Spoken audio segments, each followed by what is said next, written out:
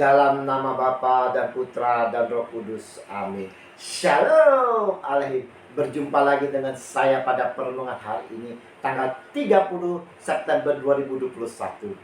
Kita diutus di tengah-tengah serigala.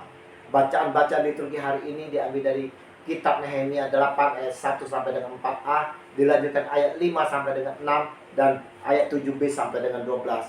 Injil Lukas 10 ayat 1 sampai dengan 12.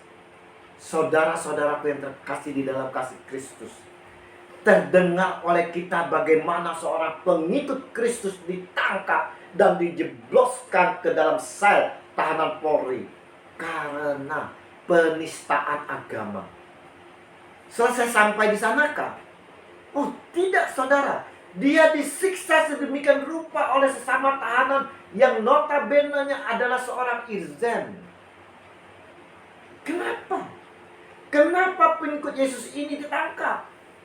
Sungguhkah penistaan agama? Sebagai pengikut Yesus Kristus, kita diwajibkan mewartakan akan kerajaan sorga, saudara. Kita diwajibkan menebarkan kasih Yesus kepada semua orang, menerangi kegelapan. Dalam mewartakan ini banyak sekali konsekuensi-konsekuensi yang harus kita hadapi. Dan inilah, saudara, perutusan yang kita terima dari Yesus. Yesus katakan, "Pergilah, sesungguhnya aku mengutus kamu seperti anak domba ke tengah-tengah serigala." Lukas 10 ayat 3. Yesus tidak mengutus kita ke tempat zona-zona nyaman, saudara. Ingat itu, saudara. Justru kita ditempatkan pada zona-zona yang notabene seperti kawanan tempat serigala. Terlihat sekali kehidupan di dunia ini begitu keras dan kejam. Banyak sekali masalah-masalah, ujian dan tantangan yang datang silih berganti. Kejutan demi kejutan, saudara, mewarnai hari-hari yang kita jalani. Terkadang apa yang tak pernah kita pikirkan dan kita harapkan, justru itu yang terjadi, saudara. Takutkah kita akan semuanya ini? Dan khawatirkah kita? Saudara-saudara yang terkasih, melihat kehidupan seperti di habitatnya serigala ini, Yesus mau kita pergi dan memberikan kedamaian, saudara. Yesus mengutus dari setiap kita seperti hanya Yesus mengutus 70 murid yang terdapat di dalam Injil hari ini. Sekali lagi, saudara, kita diutus bukan di tempat zona aman, saudara, melainkan ke tengah-tengah serigala, di mana di situ ada kekejaman dan kekerasan. Bisa saja di situ, saudara, kita terancam kehidupan kita. Kita diutus Yesus, saudara, bukan untuk bersenang-senang, tapi mewartakan akan kerajaan sorga, saudara. Tugas perutusan ini bukanlah pekerjaan yang mudah, karena akan banyak sekali tekanan, penolakan, penderitaan, bahkan kita dianiaya. Kita pun harus siap dengan segala resikonya, saudara. Karena semuanya itu sewaktu-waktu bisa datang menghadapi kita.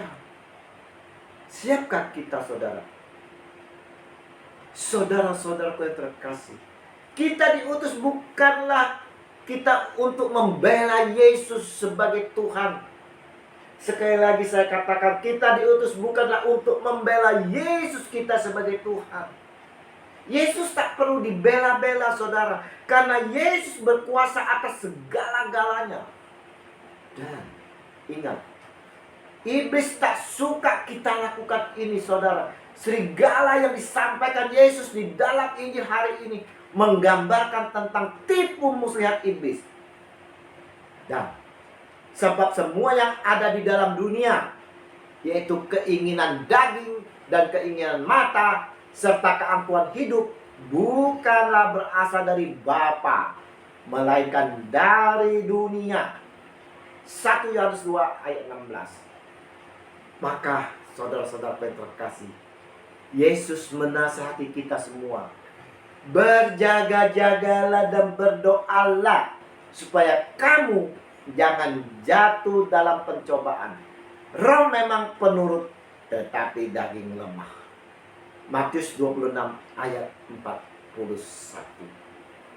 Saudara-saudara yang terkasih, dalam perutusan kita harus memiliki hikmat marifat dari Allah, saudara.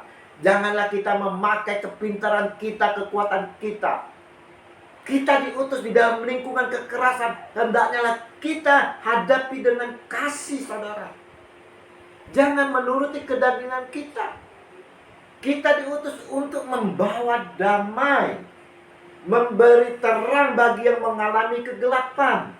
Kita diutus untuk membawa kebenaran Injil, bukannya menghambur-hamburkan berita-berita hoax. Seperti yang kita lihat dan kita dengar di dalam kehidupan kita saat ini. Betapa banyak hoax-hoax yang tersiar. Kita diharapkan oleh Yesus di dalam perutusan ini dapat menciptakan kedamaian. Biarlah banyak orang mengenal siapa Yesus dan dapat mengalami zaman kasih-Nya secara pribadi. Yang sakit disembuhkan, yang berduka dihiburkan, yang lapar dikenyangkan. Dan ini yang terpenting, saudara, yaitu terutama pertobatan. Terjadinya pertobatan di dalam pewartaan kita ini, saudara. Nah, maukah kita menjadi utusannya, saudara?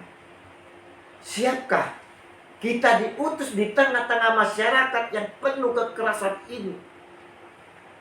Beranikah kita dengan setia dan taat untuk menjadi orang Kristen walau kita ditindas, dianiaya?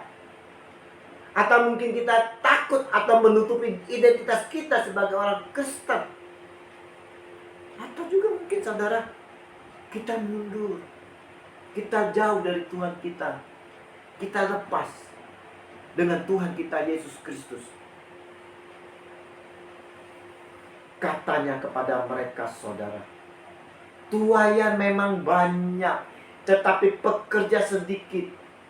Karena itu mintalah kepada Tuhan yang punya tuaian, supaya Ia mengirimkan pekerja-pekerja untuk tuaian.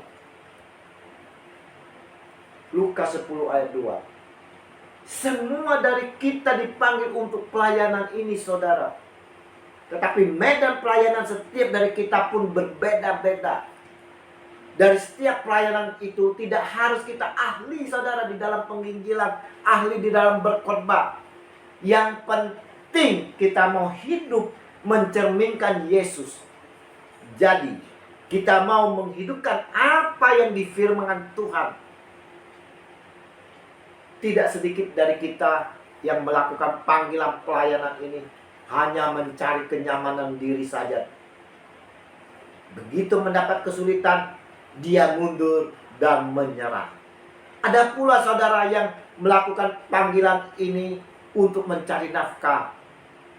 Dan akhirnya yang dilakukan adalah menjual harga diri dan mempertaruhkan iman demi uang. Dan ada juga yang bertujuan mencari nama, popularitas, dan berbagai tujuan lainnya, saudara. Mereka akan mendapatkan semuanya itu. Namun, saudara-saudara, harus diingat, yang melakukan seperti ini, mereka tidak akan mendapatkan apapun dari Kristus.